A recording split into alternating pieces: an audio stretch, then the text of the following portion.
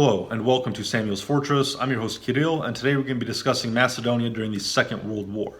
Now, after the assassination of King Alexander I of Yugoslavia in 1934, we will see a rise in tensions between the Croatian Ustasha and the Kingdom of Yugoslavia.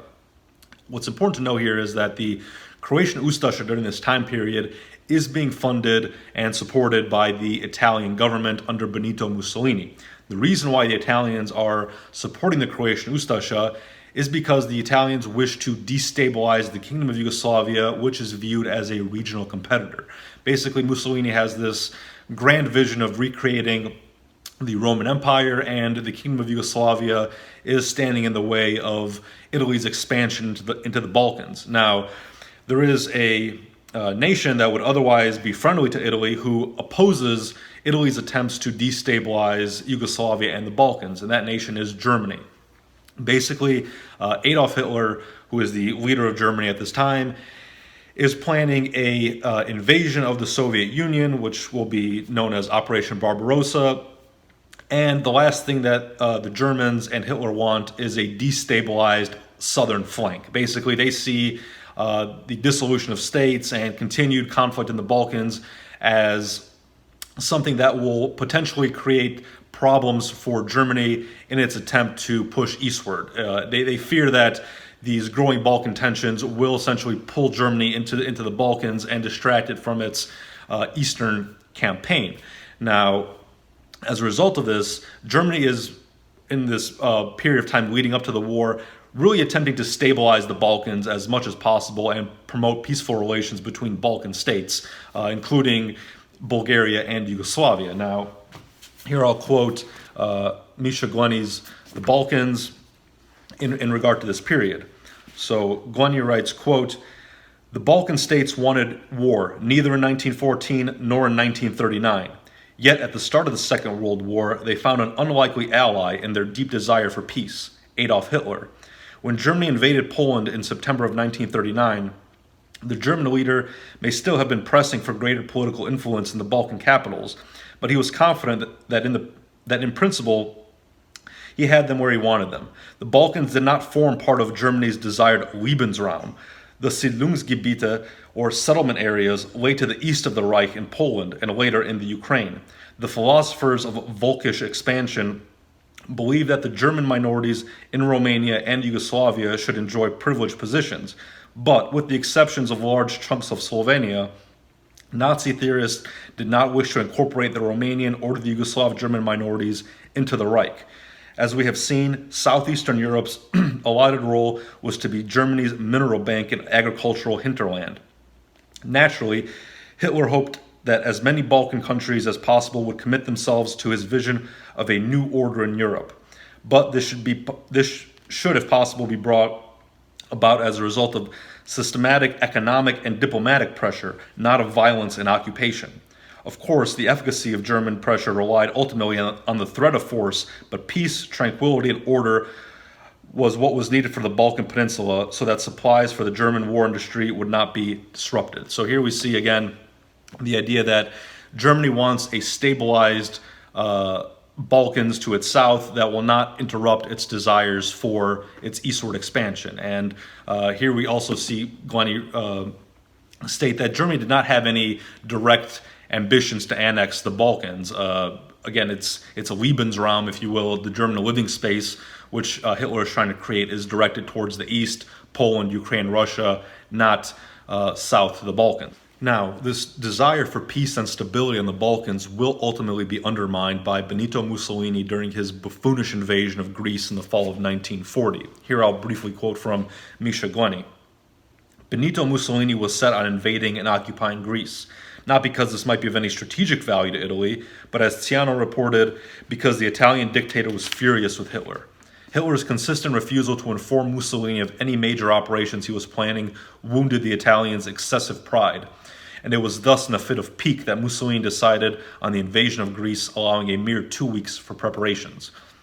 So what Glenny's getting at here is the fact that Benito Mussolini is offended that the Germans are conducting military operations and not informing the Italians of that operation, whatever it happens to be, beforehand. So Mussolini, in a very childish manner here, decides, well, if Hitler's not going to tell me about his military operations beforehand, then I'm going to engage in a military operation and not inform him of the operation beforehand. So what Mussolini's plan here is basically is to invade the Greek mainland from Albania. So he wishes to take Salonika and Athens. Basically, the plan is Italian troops will move from Albania into Epirus, this region of northwestern Greece, across Aegean Macedonia to Salonika, and then down towards Athens.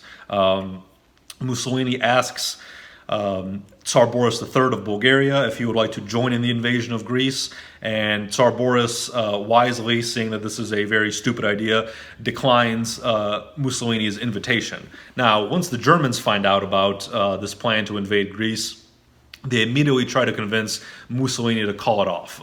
Again, they tell him there's no strategic value in invading the Greek mainland. All you're going to do is destabilize the Balkans, and they try to convince him to call off the entire operation. Mussolini does not call off the operation and continues to push forward with his planned invasion of Greece. The Germans then try to convince him, well, if you can't be convinced to call off your operation, at least invade a strategically important portion of Greece, such as Crete. The island of Crete can be used as a strategic point from which to control the eastern Mediterranean. At least invade that if you're going to invade Greece. Don't waste your time with the Greek mainland, which is not strategically important. Again, Mussolini ignores this advice and continues with his operation to invade mainland Greece. Now, it should be noted this is a complete disaster. Like Glennie stated here, there's only 2 weeks of preparation. This is a very quickly slapped together plan to invade Greece, and it does not go well at all. Eventually, the Italians will get bogged down not very far into Greece. The Greek forces will turn them back and push them back into Albania pretty quickly. This is ultimately a huge disaster for the Italians. Now, the major blowback from this failed invasion of Greece by the Italians is an excuse for the Allies, namely the English, to invade the region. Basically, the English say, look, the Axis is invading the Balkans. We need to move our troops there in order to counter this Italian invasion to Greece. Ultimately, the British will move their troops into Crete, and now the Allies have a presence in the Balkans, which is the exact opposite of what the Germans wanted. Here I will quote from one of the high-ranking members of the German government, Joseph Goebbels. He writes, quote, "The Italians have ruined the military prestige of the Axis. This is why the Balkans have become such a stubborn problem. So we must now intervene, not to help them, but to run the English out of Crete, where they have installed themselves. They must get out of there. The Fuhrer would prefer to see a peace deal between Rome and Athens, but this is a difficult policy to sell. Mussolini really messed this one up. If only he had occupied Crete straight away as the Fuhrer had advised, but Rome is incorrigible." So here we see that as a result of Italy's botched invasion of Greece, which has resulted in British troops in the region, Germany, despite its desire to stay out of the Balkans, is now forced to move troops into the region. Here I will quote from Misha Glenny. "As the Germans had feared, the British began landing soldiers and aircraft in southern Greece as early as November 1940. Had Mussolini delivered on his claim that he would stroll into Athens within a month, then the Balkans, with the exception of Greece, would probably have remained an island of peace for most of the war. But with the planned invasion of the Soviet Union, Hitler could not afford to have his rear threatened by British forces. Mussolini's failure to subjugate Greece provoked the Nazi military sweep through the Balkans." So now that the Germans have been forced to move into Greece in order to defend their southern flank from the British, they need to essentially move troops and equipment through a number of neutral countries, and mainly here we're going to be talking about Bulgaria. Basically, Bulgaria, under Tsar Boris III, wishes to remain completely neutral and does not wish to get involved in the Second World War at all. However, there is mounting German pressure on Bulgaria, on Tsar Boris III, to allow the Germans to use their territory in order to transit, again, troops and equipment down into Greece. Here again I will quote from Misha Glenny. Bulgaria had held out against German, Russian, British, and American pressure for as long as possible. Ribbentrop had threatened that if Bulgaria did not sign the tripartite pact and allow the passage of German troops through the country, then the Wehrmacht would simply invade and treat Bulgaria as an occupied territory. The Russians demanded that Bulgaria sign a mutual assistance pact, which would allow the deployment of the Red Army in Bulgaria. Turkey had moved 37 divisions to Bulgaria's southeastern border. The British warned that they would attack Bulgaria in conjunction with the Turks if Sofia cooperated with Berlin. In a last-ditch attempt to stifle Bulgarian resolve against the Germans, Bill Donovan, Roosevelt's personal envoy, urged Tsar Boris, the leading members of the cabinet, to follow Greece's example and proclaim their determination to resist Nazism. Donovan admired Ivan Popov, the pro-Allied foreign minister, and could appreciate the dilemma that Bulgaria faced. Popov tried to explain to the OSS chief what lay behind Bulgaria's policy of procrastination. Quote, "I'll tell you an anecdote," he said. "A criminal sentenced to death begged the Sultan to postpone his execution for a year while he taught the Sultan's camel to talk. To his friends, at a loss to understand how he was going to do this, he explained, 'I have a whole year at my disposal. God knows what will happen in this 1 year. The camel, the Sultan, or I may die.' Unfortunately, Hitler was in no mood to watch Bulgaria teach a camel to talk. The invasion of Russia was scheduled to begin at the end of May. It was essential that Operation Marita, the invasion of Greece, was completed in good time. With 13 German divisions on their northern border, the Bulgarians agreed to join the tripartite pact on the condition that it would not sign until the very day that Operation Marita was to begin, March 1st. Once the Germans successfully threatened the Bulgarians into joining the Axis powers, they quickly began utilizing Bulgarian infrastructure in order to move troops and equipment south through the country into Greece. However, the Germans realized that the Bulgarian rail infrastructure really isn't sufficient enough in order to move all of their necessary troops and equipment. Therefore, the Germans will need an additional route. This will be essentially Yugoslavia. The Germans will attempt to pressure the Yugoslavs into joining the Axis the same way that they have pressured the Bulgarians. And Yugoslavia, wishing not to be invaded by the Germans, will enter negotiations with the German government the same way that the Bulgarians have.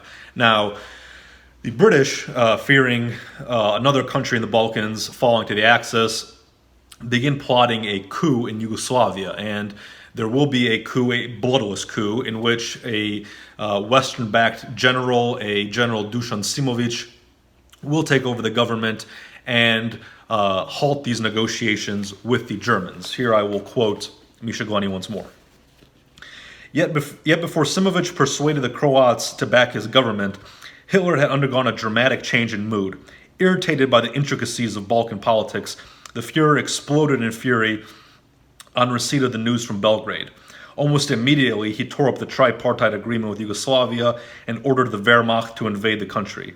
As Maciek appeared to be in cooperation with Simovic, Ribbentrop had persuaded Mussolini to switch German backing to Croatia to Ante Pavelic and his small gang of fascist thugs who numbered no more than 360 when they seized control of the government in Zagreb in early April of 1941. At 5:15 on the morning of April 6th, German bombers began an assault on Belgrade. A few hours later, they left a pile of ruins and 17,000 dead. The Wehrmacht, crossing from Austria, Hungary, Romania, and Bulgaria, smashed the Yugoslav army within a matter of days. Now, in exchange for Bulgaria's cooperation with the Axis powers, the Germans will allow Bulgaria to administer territories outside of Bulgaria's borders that contain ethnic Bulgarians. And here we're talking about Western Thrace and Macedonia.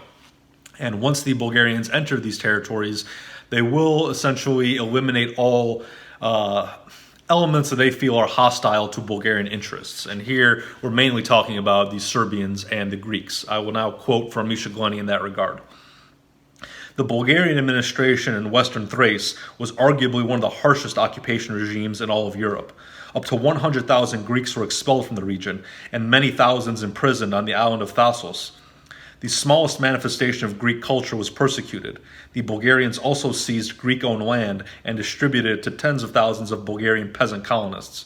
The panicked Greeks fled western Thrace and were drawn to Salonika and above all to Athens, which they believed were centers of work, security, and food. In northern Macedonia, the Bulgarian soldiers and secret policemen were torturing suspected Serbian sympathizers and hanging their mutilated bodies from street lamps. So here we see a continuation of the age-old policy of ethnic cleansing on the Balkans. Obviously, the Macedonians, who the Bulgarians view as ethnic Bulgarians, were not treated to this hostility that the Serbs and the Greeks were. They were treated as ethnic Bulgarians. And I'll be quoting from R.J. Crampton on the Bulgarian administration in Macedonia. He writes, quote, "Here in Macedonia, the Bulgarians were initially warmly received as they were a welcome relief to the centralizing and Serbianizing policies of the Yugoslav government. A Bulgarian archimandrite officiated at the 1941 Easter service in the Skopje Cathedral, and Bulgarian nationalists everywhere rejoiced that a, quote, unified Bulgaria had been recreated. The Bulgarians set about building schools, and in Skopje opened Macedonia's first institute of higher education, the King Boris University. The Bulgarian church did all it could to restore and introduce exarchist organizations, and all former exarchate priests were urged to forsake retirement and work in Macedonia or Thrace. Church leaders in Sofia hoped that now national unity had at last been achieved, a patriarch might be elected for the Bulgarian church. All Bulgarian communities acting through their church would take part in the election of a patriarch who would remain as a symbol of national unity regardless of what political or territorial changes might come about.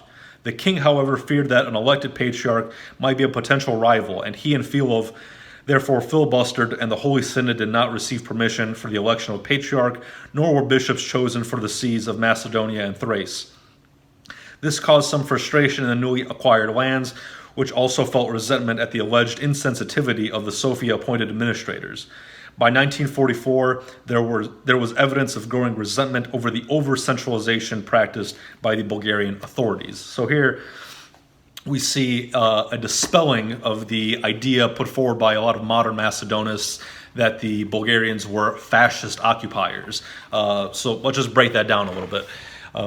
Is Bulgaria a fascist occupier of Macedonia during the Second World War? Well, first, is Bulgaria fascist? The answer to that is no. Bulgaria is not a fascist country. It is not run by a fascist government. It is run by Tsar Boris III. It is a parliamentary monarchy, as it has been since its inception in the late 19th century.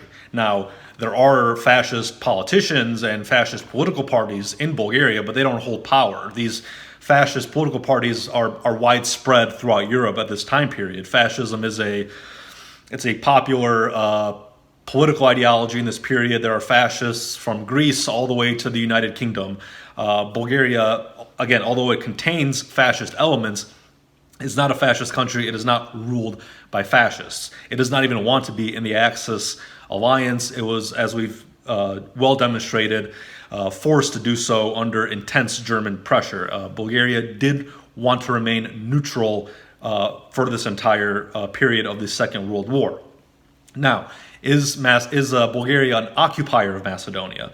Well, here we see in R.J. Crampton, and this is a sentiment that is also written about in Misha Glenny's The Balkans, and even Andrew Rossos, a Macedonist, in his book Macedonia and the Macedonians, is forced to admit that the Bulgarians were viewed as liberators, not as occupiers in Macedonia. The Macedonians were occupied by the Kingdom of Yugoslavia and were brutalized by the Kingdom of Yugoslavia, as we have discussed in previous episodes. So it is well understood that when the Bulgarians first come into Macedonia, they are greeted as liberators. And again, no one really denies this, other than, again, Macedonist propagandists. They will attempt to paint this as an occupation. But there's video footage of Bulgarians being greeted as liberators. We have IMRO fighters who had been active in the Ilinden uprising, celebrating the arrival of the Bulgarians in Macedonia, liberating them from Yugoslav rule. So again, this idea of Bulgaria as a fascist occupier is really post-war Yugoslav communist propaganda directed at Bulgaria, which has continued to this day by a lot of Macedonian nationalists, Macedonian chauvinists, as a slur directed at Bulgaria. This is, again, not true. Bulgaria was not a fascist occupier of Macedonia. Bulgaria was a monarchist liberator of Macedonia. Now, just because that's how it initially began doesn't mean there's no criticism that can be directed towards Bulgaria, namely at their administration of Macedonia. I have certain problems with the Bulgarian administration of Macedonia myself, and this is something that R.J. Crampton touched upon here, is the over-centralization which occurs in Macedonia in relation to Sofia. I've discussed in previous videos how the Macedonians, especially after the First World War, have moved away from the idea of being reincorporated into Bulgaria. They wish to have an independent, autonomous Macedonian state. And the way that the Bulgarians are administering Macedonia during these years of 41 to 44 is not really in line with this desire for an independent and autonomous Macedonia. As R.J. Crampton stated, the administration is overly centralized. Essentially, Bulgaria is trying to establish a greater Bulgaria, and this does run counter to the sentiment among the Macedonians for an independent and autonomous Macedonian state. Again, these are political disputes between Macedonians and Bulgarians. To group this all together as a fascist occupation is incorrect, and it is historically not true. Now, if we fast forward a little bit to 1943, we will see that the momentum of the war has begun to change. What was an Axis offensive now turns into an Allied offensive. The Germans have been halted in Russia, and their forces have been turned. The Soviets are now advancing in the other direction. The Allies have also landed in Italy, and the Italian regime is collapsing. So what is a result of this shift in momentum in the war is an increase in communist and partisan activity in the Balkans. Essentially, the Balkan communists, whether in Yugoslavia, in Macedonia, and Bulgaria, they begin to sense a Soviet victory, and they begin to increase their pressure against the Axis forces in the Balkans. In Macedonia and Bulgaria, we see here an ideological battle line being drawn. On one side, you have Macedonian partisans and Bulgarian communists. On the other side, you have the Bulgarian state, which is supported by the remnants of the IMRO, various right-wing Macedonian militias, counter-chetas, etc. So again, we see here over the next year from 43 into 44, the battle kind of intensifying in Macedonia between the left and the right. I disregard any sort of categorization of this battle as being Macedonian versus Bulgarian. It is not. That's not how the battle line is drawn. You have communists, whether the Bulgarians or Macedonians on one side, and then you have right-wingers, Macedonians and Bulgarians on the other side. This is an ideological battle, not an ethnic battle. Nevertheless, that is the battle line that will be drawn and that will be fought over the next year into 1944. Now, ultimately, as we all know, Germany and the Axis will lose the war, and the Red Army will begin advancing into the Balkans. It's well understood that by most historians, I should say, that the Germans diverting troops into the Balkans as a result of Mussolini's botched invasion of Greece is ultimately what costs Germany the war. The fact that they had to pull troops away from their eastern invasion, this Operation Barbarossa into the Soviet Union, having to pull forces away from that and direct them towards the Balkans weakened Germany's eastern front, which ultimately led to their collapse on that front. Most historians, like I said, will agree that if this never occurred, if Mussolini never invaded Greece, if a Balkan theater never opened during the war, and the full force of Germany's military was focused on the Soviet Union, the outcome of the war very much could have been very different. However, that's not how it played out. the Balkans was a theater of the war. Germany did have to, as we just went over, divert troops there, and ultimately this will result in the Soviet victory on that front, and the Soviets will again push into the Balkans. By September of 1944, the Red Army will enter Sofia. The Yugoslav communists will take control of Yugoslavia, and the new communist leader of Yugoslavia, Marshal Josip Broz Tito, will again incorporate Macedonia into this new communist Yugoslavia.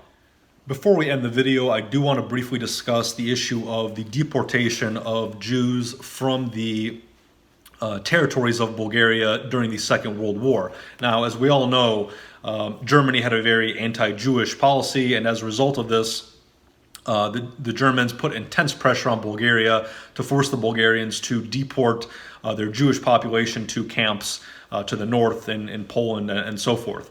Now, initially, like I said, there was an intense pressure by the Germans for this to occur, and in fact, for a very short period of time, a certain amount of deportations did occur. However, once this policy was implemented, we see a massive backlash against it from the Bulgarian population.